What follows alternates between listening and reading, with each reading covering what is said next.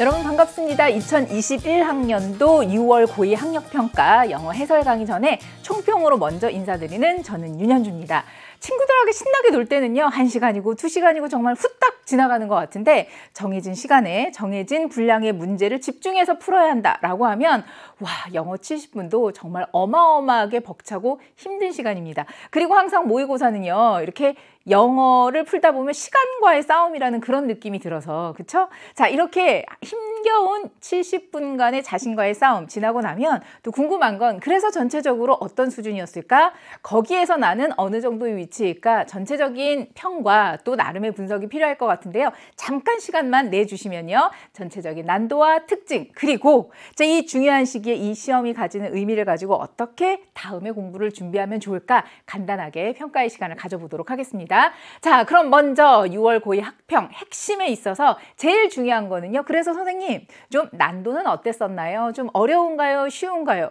우리 3월에는 이제 2학년이 되어서 첫 시험 보는 거니까 좀 긴장도 하기도 하고 나름대로 약간 까다로운 문제도 있었던 것 같고, 그런데 객관적으로요, 이번 6월 시험 같은 경우에는 아주 어렵진 않았어요 라는 반응이 많지 않을까 싶은 생각이 들어요. 저는요, 이 난도에 대해서 이야기할 때 참 조심스러운 게 분명 되게 쉬운 친구 있거든요. 근데 영어 조금 벅찬 친구들도 있어서 조심스럽긴 합니다만 예년과 비교해 본다면 비교적 평이한 수준이 아니었을까 싶은 생각이 듭니다. 그 이유로는요, 비교적 지문이 그렇게 길게 느껴지지도 않고 아주 까다로운 어려운 어휘들이 많이 등장한 것 같지도 않아요. 그리고 1번부터 45번까지 듣기도 물론이고 독해도 물론이고 어느 정도 이제 픽스되어 있어서 아주 새롭게 우리를 좀 힘들게 하는 그런 유형이 보인 것 같지도 않고, 그래서 듣기 평가를 담당하고 계신 김용지 선생님께서도요, 선생님 전체적으로 무난한데 단 굳이 한 문제 정도 뽑는다면 16, 17번 같은 경우에는 내용이 길면서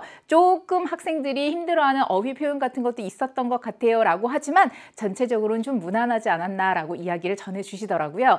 그러나 또 우리의 발목을 잡는 킬러 문항은 꼭 있는 것 같습니다. 저는 그래서요, 제일 이번에 좀 여러분을 대략 난감하게 한 거는 바로 29번이 아닌가 싶은 생각이 드는데, 근데 29번도요, 1, 2, 3, 4번의 어법은 비교적 뭘 물어본지 알 것 같더라고요. 그런데 정답에 해당하는 마지막 5번이요, 엄청 긴 문장이에요. 그래서 그 긴 문장의 전체적인 주어 동사의 구조를 다 파악하고 있어야 정답, 왜 틀렸는지까지 파악할 수 있어서 아마 29번 때문에 조금 힘들어한 친구들이 많지 않았을까. 그리고 30번 어휘 문제로 갔을 때도 굉장히 좀 이렇게 고도의 추상성, 이번에는 주제나 제목, 요지, 주장 요런 것 같은 경우 또 그 밑줄 친 부분의 구체적인 의미가 뭘까요? 라고 하는 것도요, 비교적 좀 무난하게 넘어간 것 같은데 아니나 다를까 어휘에 있어서는 좀 많이 추상적으로 응용하고 생각하고 그래야 되는 깊이 있는 지문이었기 때문에 조금 어렵다고 느꼈을 것 같습니다.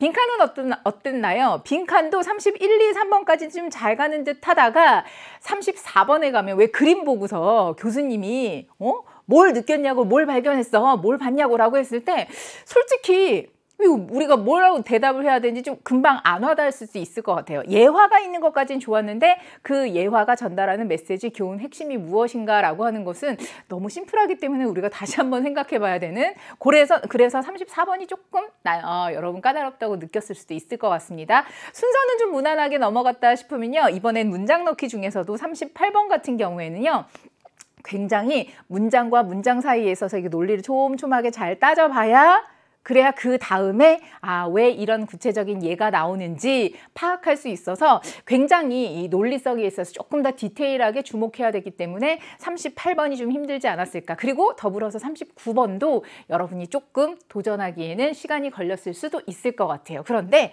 우리가 언제나 늘 마음의 준비를 하고 있는 그런 유형들이 되는 거잖아요. 그래서 아무리 난도가 좀 쉽다, 까다롭지 않다 하더라도 변별력을 갖추고 있는 결정적인 문제들은 늘 존재하기 때문에 내가 어디에 취약하고 또 어떤 부분에 잘하고 있는지에 대한 평가가 제대로 있어야 그 다음에 후속 학습이 이루어질 것 같아요. 따라서 이것을 통해서 우리가 공부를 좀 해봤으면, 벌써 2학년 돼서 두 번째 학력평가잖아요. 그러면 늘 자기가 좀 취약하다 싶은 유형들이 있을 거예요. 그래서 유형별 문항 연습을 통해서 좀 자신이 없고 시간이 많이 소요되는 건요, 조금 집중 공략해 볼 필요가 있다. 예를 들면 다른 문제는 뭐 한 문제씩 푼다라고 하면 내가 좀 취약한 문제는 한 두세 문제 정도씩 조금 더 노력과 시간과 투자를 많이 해야 된다라는 것 반드시 깨달으셨으면 좋겠고요. 그에 따른 학습 계획도 나와야 할 것 같고요. 또 이번에는 또 여러분이 느끼다시피 한 지문에서 결정적인 역할을 하고 있는 중요한 문장이다라고 하면 유난히 길고 복잡한 문장, 특히 어법에 있어서 근데 그걸 분석을 하고 그걸 내가 제대로 소화를 해내야 바로 맞아요. 높은 등급까지 갈 수 있잖아요. 그래서 지문 공부하면서 유난히 길고 복잡한 문장이 왔다라고 하면 끝까지 주어 동사 분석하면서 어떤 구조에 왜 길어졌는지 그리고 핵심 내용은 무엇인지까지 꼼꼼하게 점검하는 그런 습관 가지셨으면 좋겠습니다.